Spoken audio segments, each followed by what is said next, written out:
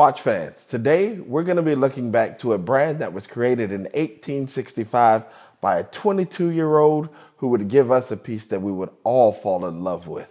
Yes, we're looking at Zenith. Zenith is actually one of those brands that is originally from Switzerland. Very few actually began there. Others a lot of times moved there. But this brand would actually give us a lot of pieces, over 600 different movements. But this particular movement and this watch that we're going to be looking at today is one that they have definitely set a standard for, and that other brands had to stop, not only pay homage, but choose to use themselves because it was such a fantastic piece. We're actually going to be looking at the Zenith Chronomaster. This is the Revival Shadow. This is one of those pieces that you do not find everywhere. And actually on this particular bracelet, it really gives us a design that I really believe is going to be very modern, but also very lightweight, very fun. And this is perfect for the guy who wants that piece that's really going to give a nice balance, something that's a little bit quiet and muted. Those who know, but this is one that even for the ladies who want a larger piece, because this is only 37 millimeters when we talk about the size itself, she can have a piece that is lightweight, functional, and definitely fun. When I mentioned being lightweight and functional, 37 millimeters, but this one is actually going to be a titanium. Now, that titanium is actually media blasted as well, so it gives us something that is really nice. It's actually a different kind of finish that I really enjoy, especially with this watch being in black. Now, when we look at some of the finer details of the watch itself, the details themselves, the case itself is cut in a monoblock. That's something that's really unique. You don't always find that. For most brands, you actually find it done the traditional jewel way, which is where watchmakers would make each piece and they would add the lugs. They would then be soldered, refinished, polished, and actually everything would be joined together or unified that way. Most times when we mention monoblock, we're probably talking about Rolex, not really Zenith or any of the other brands that we, also love and enjoy. But this one definitely does. I feel like they took little pieces of history, put it inside of this watch, and throughout each piece or each stage of it, they've definitely given a statement that we do want to maybe take some time, look at, point out, and enjoy. Again, with that monoblock case, it actually means that it is all one piece. That means you are less likely to break one of your lugs, or the old school would actually say horns on the watch itself. But being in that monoblock casing, it's all one solid piece, so it's going to be great when it comes to defense. Now, when we look at the actual crystal, that's going to be one of the questions that I know a lot of people would have as well, because it is built like an acrylic crystal, how it domes over. Well, no, this was actually done in synthetic sapphire as well. So with that sapphire crystal, you still get the scratch resistance. You get all those fun details that you would actually have on a chronograph that you would have found more so in the 1960s. Let's say on like an Omega Speedmaster, where they did Hazelite crystal, which is definitely still an acrylic form, but it was one that was used because when it came to maybe shattering, we didn't know in space what gravity may do. So it was one of those pieces that was found to be fun and kept just the same way. Well, you get that look on this El Primero and that monoblock case, and the two give you something that is extremely unique when put together. The bracelet itself is also going to be media blasted as well, so you do get that titanium in black, and it is something that really stands out. I love the opening because it actually gives you some more open space inside the bracelet, a little bit of breathing room and air in it. I actually enjoy that on pieces because for me, I'm kind of a guy who sweats a lot. So I really do enjoy that when I actually have a metal piece because I like for my wrist to be able to breathe so that I can just wear and enjoy the piece. Also, when it comes to throughout the day, typically we do kind of change. So we may swell and release throughout the day. You may hold a little bit more water, different things like that. Well, this bracelet really makes it fun because guess what? You've got everything built in there, and it is such a lightweight, again, that you can just enjoy this piece. It's one you can put on and almost forget about the fact that you're wearing it. We'll look at some of the details on the dial before we start to talk about the case back and actually look there, because there's a few things that we want to point out to you that you can actually enjoy for yourself. So the actual dial itself in the black, remember, there's no date on this. And that's one of the things that I enjoy because it means you don't necessarily have to put it in your watch winder if you do not want to, because you can pick it up quickly, set it, wind it, and guess what? It's ready to go. It's one of those low level needed watches, but definitely high impact when it comes to the quality of the design, which we'll get into a little bit later. You'll have your seconds counter, which is going to be 60 seconds that is there.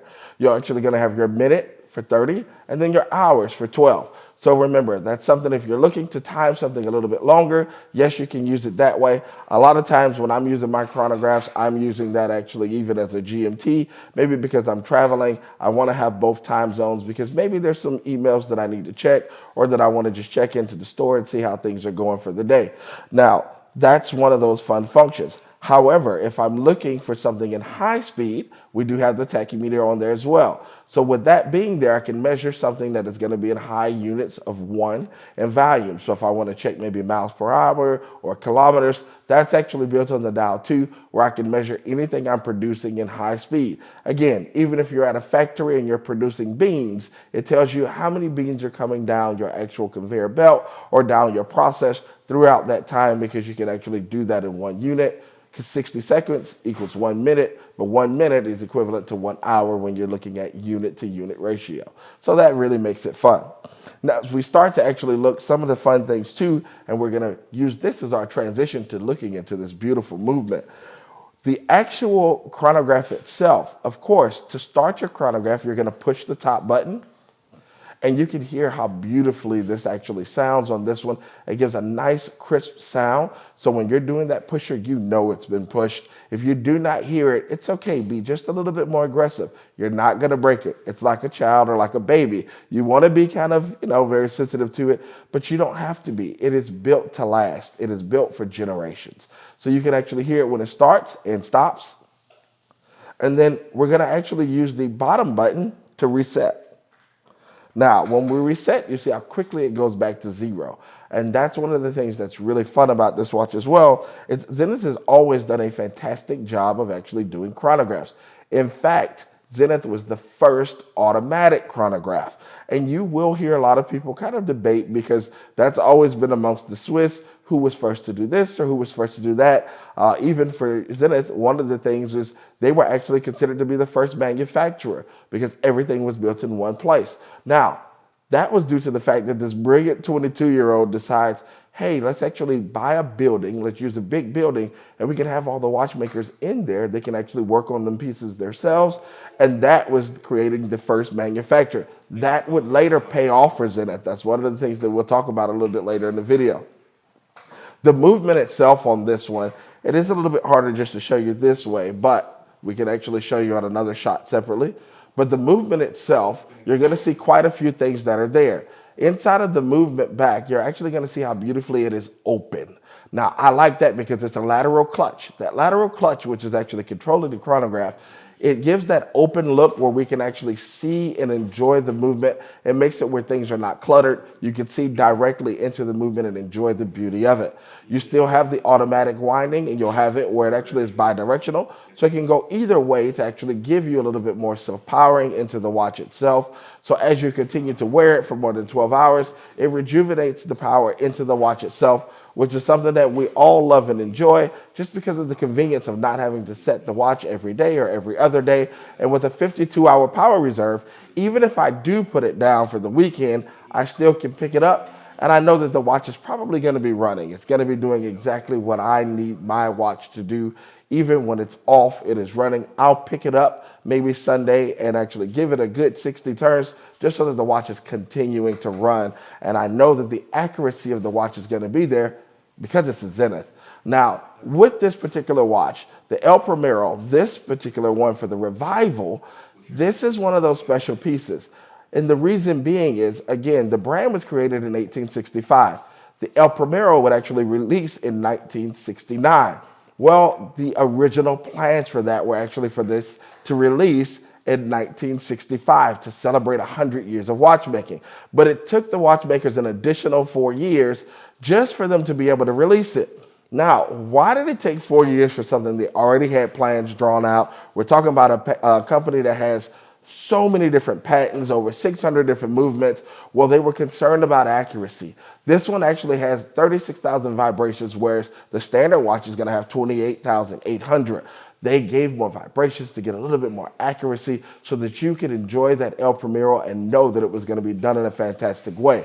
Now, some of the people that you may have known that have actually worn Zenith would be anywhere from Gandhi to them actually giving the finances and actually backing the gentleman who would actually try to make the first attempt to go to the South Pole. And that was actually done in 1911 or 1910 when he was actually starting that voyage. And then 100 years later, that would actually come around in 2010 when a gentleman says, hey, I would also love for you to actually back us because I'm going to be trying to travel from North Pole to South Pole in one. And that is something that Zenith has been around for. And we know that we can enjoy the quality of the movement consistently. We mentioned the fact earlier that this was actually done in a manufacturing house and considered to be one of the first, and it would pay off later because as Zenith had actually been sold to a few different companies, in the 1970s, the American brand Zenith Radio, which we all remember the Zenith TV, right?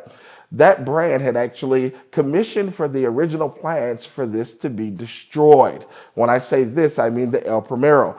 But one gentleman actually hid the plans and designs in the attic of the facility. And it would later, in the 1980s, be rediscovered that it was there, and we would get the Primero again. Even Rolex would use it from 1988 to the year 2000 inside of the Rolex Daytona, one of the most loved chronographs that's out there. But this one, the revival, and the reason that the story must be told during watching this particular episode is simply because when we celebrate the El Primero, the revival, we want to make sure that we give you a little bit of history of what you're celebrating by enjoying this unique piece from SwissWatchExpo. We want to know what your comments are, so tell us below.